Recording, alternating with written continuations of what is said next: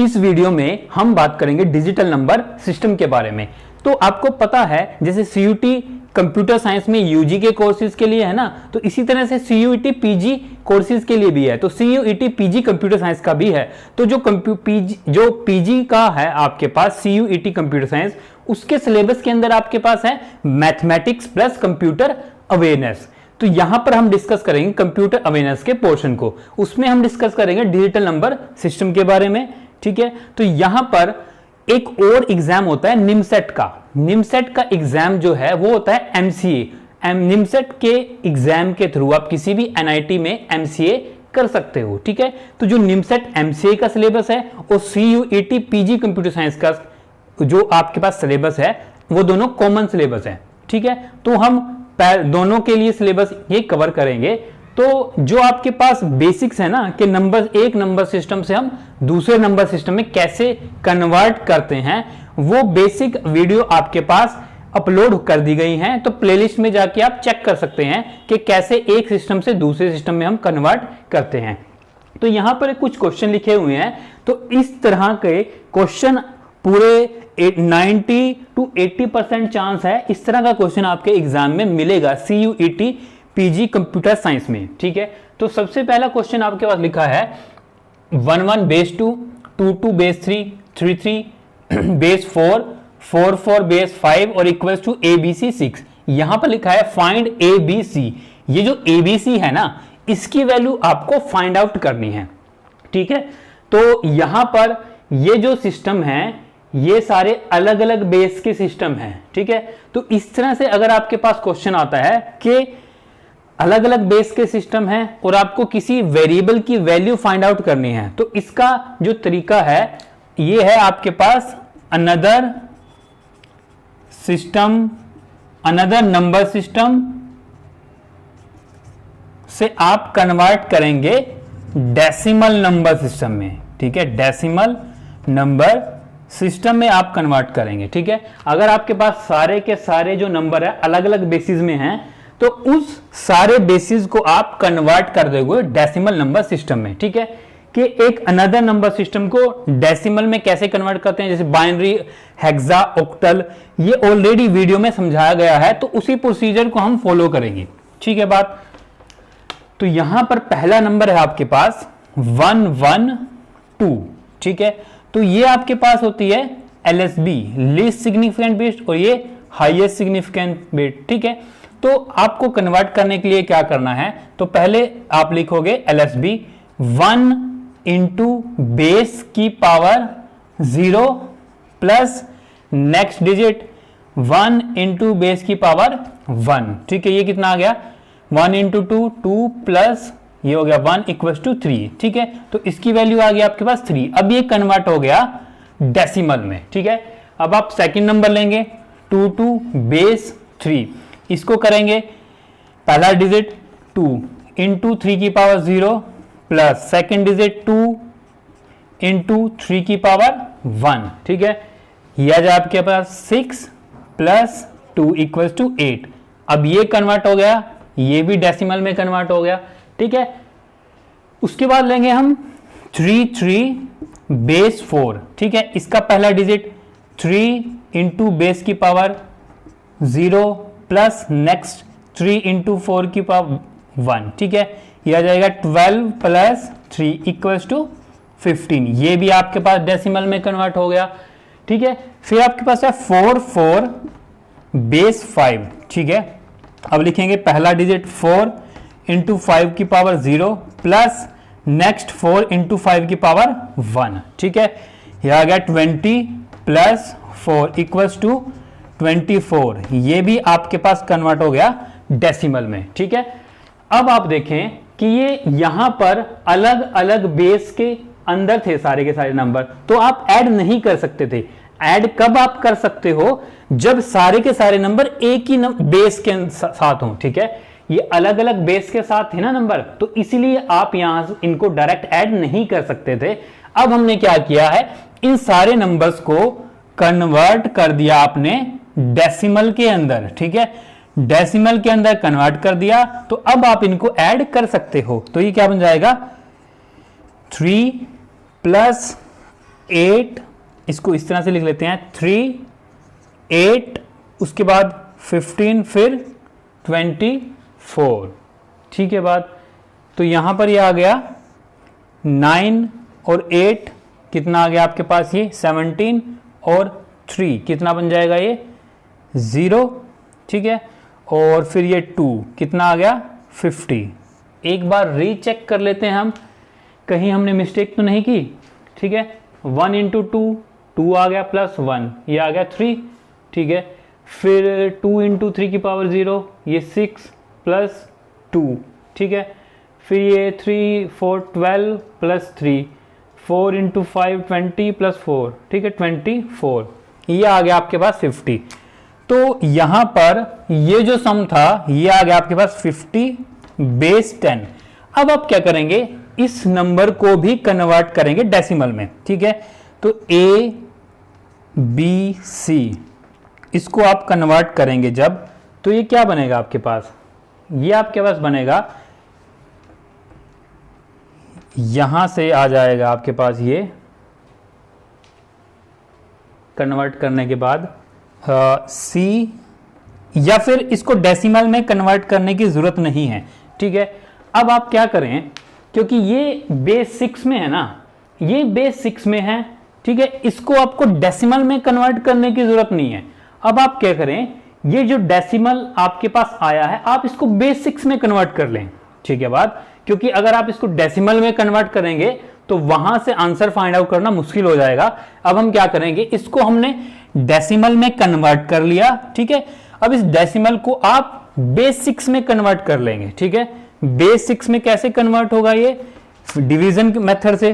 ठीक है, तो डिवीजन मेथड से हम कन्वर्ट करेंगे, ये आ गया 50। ठीक है, तो जब आप अनदर नंबर सिस्टम से डेसिमल में जा रहे थे तो आप डिजिट्स को उसके बेसिस और पावर के साथ मल्टीप्लाई करके ऐड कर रहे थे, और जब हम डेसिमल से दूसरे सिस्टम में जाते हैं ना, अनदर सिस्टम में, तब हम बेस से डिवाइड करते जाते हैं और रिमाइंडर लिखते हैं। जैसे ये 6 है, ठीक है, इसको आप डिवाइड करेंगे, कितना आ जाएगा, ये आएगा 8 पे जाएगा ना, 8 6 48। ठीक है, तो ये रिमाइंडर कितना आ जाएगा, 2 आ जाएगा आपके पास। ठीक है, फिर आप 6 से डिवाइड करोगे 1, फिर आपके पास 2 आएगा। ठीक है, फिर ये डिवाइड नहीं हो सकता, इसको एज इट इज आप लिख लोगे। ठीक है, तो नंबर को लिखने का तरीका क्या होता है, बॉटम टू अप आप जाते हैं, तो आप लिखेंगे 1 2, ये 1 आ गया, फिर ये 2 आ गया, फिर ये 2 आ गया। ठीक है, अब ये कन्वर्ट हो गया बेस 6 में। अब मतलब इन सब का आपने सम किया, डेसिमल में कन्वर्ट किया, उसको 6 से डिवाइड किया, तो बेस 6 में आ गया। अब आप इसको इसके इक्वल लिख दो, ए कोमा, सॉरी कोमा नहीं है, ए बी सी बेस 6। अब आप कंपेयर कर सकते हैं, ए की जगह पर क्या है 1, बी की जगह 2 है, और सी की जगह भी क्या है 2।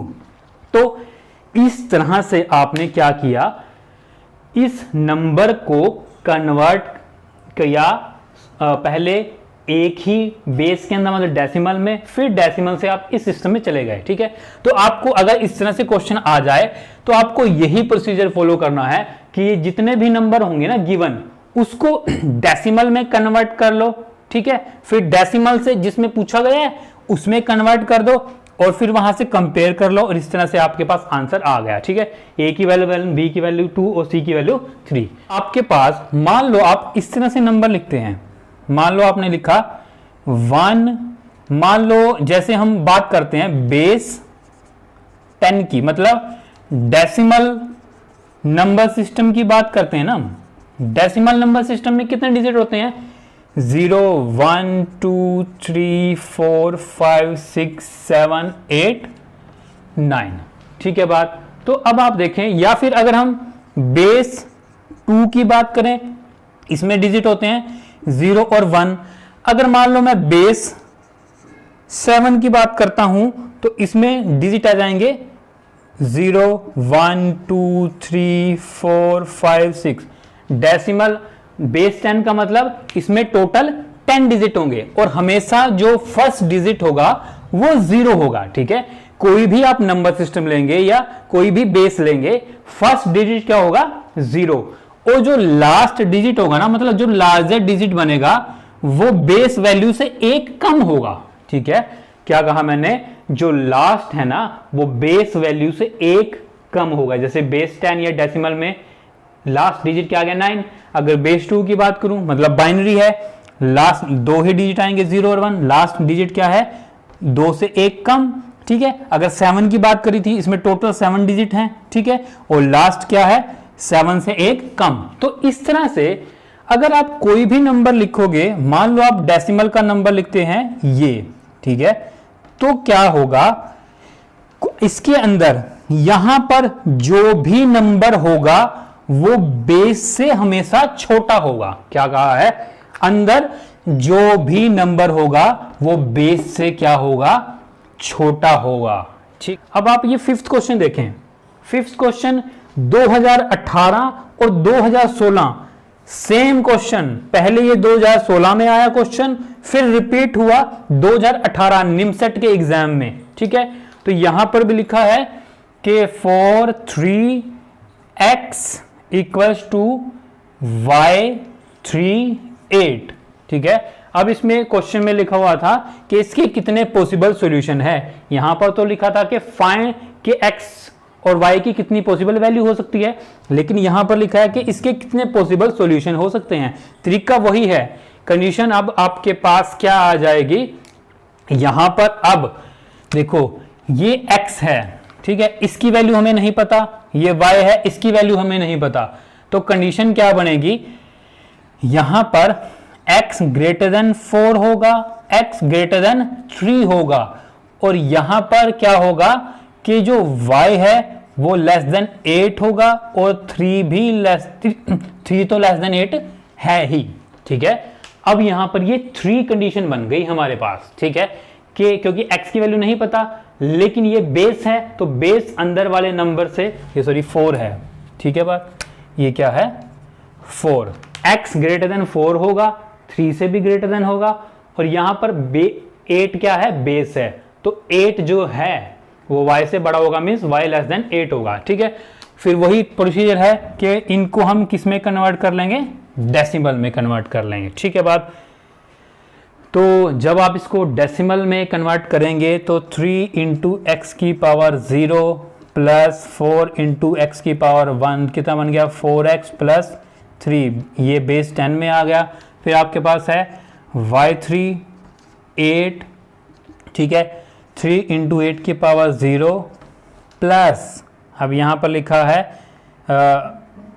y इंटू 8 की पावर 1, तो कितना आ गया 8y प्लस 3, ये भी 10 है। अब आप कंपेयर कर सकते हो, 4x plus 3 equals to 8y plus 3। ठीक है, दोनों तरफ क्या आ गया 3, तो 3 से 3 कैंसल। ठीक है, 4x इक्वल्स टू 8y आ गया, ये 2 कैंसल, तो x इक्वल्स टू कितना आ गया 2y आ गया आपके पास। ठीक है जी बात, तो अब यहां पर क्या आ गया, x क्या आ गया 2y। अब यहां पर y क्या है, y है लेस देन 8। ठीक है, अब आप इस क्वेश्चन को देखें, x क्या है ग्रेटर देन 3 और ग्रेटर देन 4 और ग्रेटर देन 3 है। ठीक है, अब यहां पर ये क्या है, बेस 8 है। ठीक है, क्या है बेस, मैं यहां पर इसको लिख देता हूं, ये जो क्वेश्चन है इसमें क्या लिखा है, ये बेस 8 है। ठीक है, बेस 8 है तो कितने नंबर पॉसिबल हो सकते हैं, 0 1 2 3 4 5 6 7। ठीक है जी बात, अब यहां पर ये क्या है बेस x, अब इसकी वैल्यू हमें नहीं पता, तो x की वैल्यू कुछ भी हो सकती है, लेकिन y क्या है लेस देन 8। अब y की वैल्यू जो है वो इन सब में से कोई एक हो सकती है। ठीक है, आप समझ गए ना, क्योंकि ये बेस 8 है, तो बेस 8 है तो जो अंदर वैल्यूज होंगी, ये डिजिट्स होंगे, वो 0 to 7 में से ही आएंगे। ठीक है, x की हम पता नहीं, लेकिन y की हम यहां से पता कर सकते हैं, इनमें से कोई एक होगी। लेकिन जैसे आप x की वैल्यू, अब आपके पास ये कंडीशन आ गई x इक्वल्स टू 2y, ठीक है। y की वैल्यू अब आपके पास है 0 1 2 3 4 5 6 7, ठीक है, ये वैल्यूज हैं। जब आप इसमें वैल्यूज पुट करेंगे तो x की वैल्यूज क्या क्या बनती जाएंगी, y की वैल्यू 0 पुट करेंगे तो x की वैल्यू 0, 1 पुट करेंगे x की वैल्यू 1, जब 2 पुट करेंगे x की वैल्यू 4, 3 पुट करेंगे x की वैल्यू 6, ये इस तरह से ये बनती जा रही है आपके पास वैल्यू, ठीक है बात। 4 पुट करेंगे x की वैल्यू 8, ठीक है। जब 5 पुट करेंगे x की वैल्यू 10, ये 2 के साथ मल्टीप्लाई हो रहे होती जा रही है ना, तो जब 6 पुट करेंगे x की वैल्यू कितनी आएंगी 12, जब 7 पुट करेंगे x की वैल्यू क्या आएगी 14, ठीक है। अब आप क्या करेंगे, जो वैल्यूज पॉसिबल थी y की इस बेस 8 होने की वजह से, तो x की वैल्यू के साथ ये y के साथ मल्टीप्लाई करते चलो, x की वैल्यू आ जाएंगे। अब ये वैल्यूज y की आ गई और ये वैल्यू x की आ गई, लेकिन अब कंडीशन में ये तो ट्रू हो गया कि y की वैल्यू लेस देन 8 है, लेकिन अब ये भी तो सेटिस्फाई कराना है कि x की वैल्यू क्या होगी, ग्रेटर देन 4 ग्रेटर देन 3, ठीक है जी बात। तो यहां पर क्या आपके पास ये ग्रेटर देन 4 का मतलब क्या है, ग्रेटर देन 4 का मतलब है जो 4 से बड़ी वैल्यू होंगी। 4 से बड़ी वैल्यू कौन कौन सी आ रही है x की, ये वाली, ठीक है। इक्वल, यहां इक्वल नहीं है, बेस की वैल्यू हमेशा अंदर वाले डिजिट से बड़ी होगी, और ये 4 से बड़ी, यहां तो इक्वल है, यहां लेस देन है, यहां भी लेस देन है, लेकिन ये सारी की सारी बड़ी हैं। तो x की वैल्यू के लिए y की ये वैल्यू आ गई, तो 1 2 3 4 5, तो x और y की 5 वैल्यू पॉसिबल हैं। तो इसका सॉल्यूशन कितना आ गया, कितने सॉल्यूशन पॉसिबल है 5, ठीक है बात। तो आप समझ गए कि इस क्वेश्चन को भी आपको कैसे करना है। तो मेन बात आपको यही याद रखनी है कि जो अंदर के डिजिट हैं वो हमेशा बेस से छोटे होंगे, और कंपेयर कराने के लिए दोनों को कन्वर्ट करना होगा एक ही नंबर सिस्टम डेसिमल में, ठीक है। तो अब आपके पास ये क्वेश्चन भी हो गया, ठीक है जी बात। अब हम जो क्वेश्चन करने वाले हैं, अब हम क्वेश्चन करेंगे ये फोर्थ क्वेश्चन में लिखा है कि 1 2 3 x इक्वल्स टू 1 2 x 3, ठीक है। ये क्वेश्चन दिया उसने और पूछा है कि x की वैल्यू क्या क्या हो सकती हैं।